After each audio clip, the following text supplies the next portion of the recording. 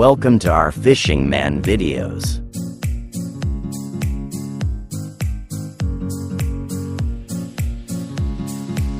Hello friend, നമ്മളിന്ന് ഇവിടെ നോക്കാൻ പോകുന്നത് വീട്ടിൽ എങ്ങനെ വളരെ ചിലവ് കുറഞ്ഞ രീതിയിൽ ഒരു ബീറ്റേനെ വളർത്താമെന്നാണ്.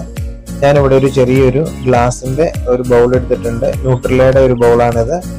ആദ്യം നമുക്കിതിലേക്ക് കുറച്ച് വെള്ളം ഒഴിച്ചു കൊടുക്കുക. വെള്ളം ഒഴിക്കുമ്പോൾ പ്രത്യേകം ശ്രദ്ധിക്കണം. ക്ലോറിൻ ഇല്ലാത്ത ശുദ്ധമായ വെള്ളമാണ് നമ്മൾ എടുക്കേണ്ടത്. കിണറ്റിൽ നിന്നെടുത്താൽ അത്രയും നല്ലത്. നമുക്കിങ്ങനെ ഒരു മുക്കാ പാത്രം വെള്ളം ഇതിലേക്ക് ഒഴിച്ചു കൊടുക്കുക.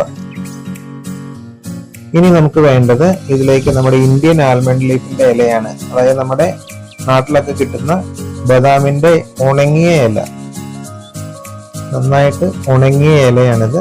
ഇതിന്റെ അകത്തുനിന്ന് ഒരു ചെറിയ പീസ് എടുത്ത് നമുക്ക് ഇതിലേക്ക് ഇട്ട് കൊടുക്കുക.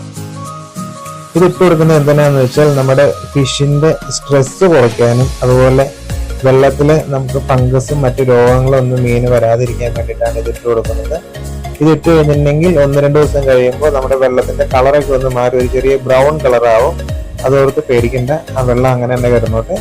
അതാണ് നമ്മുടെ മീന് ഏറ്റവും നല്ലൊരു വെള്ളം. ഇനി നമുക്ക് ഇതിലേക്ക് നമ്മുടെ മീനെ ഇട്ട് കൊടുക്കാം. ഇതാണ് എൻ്റെ ഫേവറേറ്റ് ആയ ഫുൾ റെഡ് ബീറ്റ. ഇതുപോലെ നമുക്ക് ആഴ്ചയിൽ ഒരിക്കൽ വെള്ളം മാറി നമുക്ക് ഒരു ബീറ്റേനെ വീട്ടിൽ നമുക്ക് വളർത്തിയെടുക്കാവുന്നതാണ്.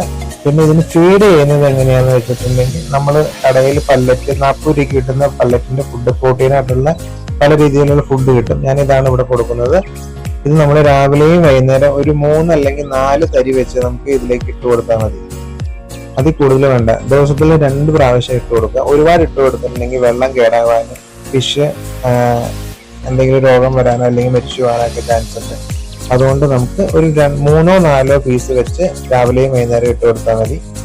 അതിനുശേഷം നമുക്ക് വെള്ളം കേടാവുന്നതിനനുസരിച്ച് ഇപ്പോൾ കണ്ട സെയിം രീതിയിൽ തന്നെ നമുക്ക് വെള്ളം ചേഞ്ച് ചെയ്ത് നമുക്ക് കണ്ടിന്യൂ ചെയ്യാം.